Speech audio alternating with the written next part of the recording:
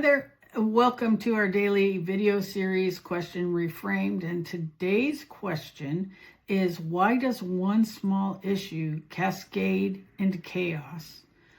In other words, why did a minor database issue just cost us the entire afternoon? And that's really a reasonable question, because you're seeing the brittleness of the services or the systems or the processes that you have implemented, and you're looking for a solution to that single point of failure.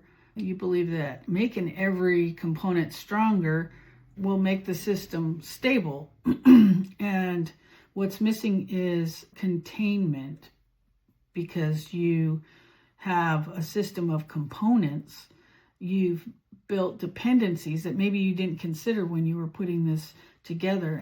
When one of those systems breaks, the whole thing falls. I don't want to say falls to pieces, because that's a little dramatic, but basically the more things that you have connecting to other things, the more likely something is going to break down the road. And you have to, the price of speed to implement is system brittleness or points of failure that you didn't necessarily realize were going to be points of failure. One of the things that I do when this comes to me is look at where the error occurred or where the problem surfaced and trace backwards from there. And then while I'm at it, I will study the system and look to see if there's opportunities to identify other places where, if that system goes down, or is there a way for notifications to happen, or whatever is available to try and mitigate the world catching on fire, or at least your world catching on fire. The better question is, what should have failed quietly but didn't? And that better question isn't really a better question. Not really.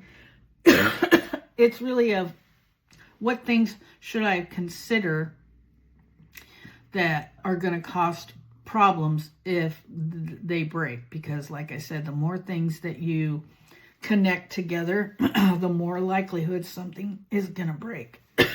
Excuse me. Your next steps are to look at what happened the last time things broke and point to the first component that failed and look at the connection and try and diagnose what things downstream are just piling on. Is it just one thing?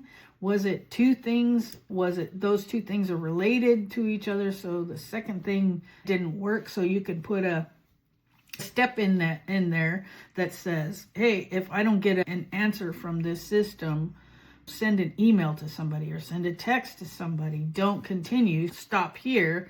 That gives you an opportunity to just look at one thing instead of a bunch of things.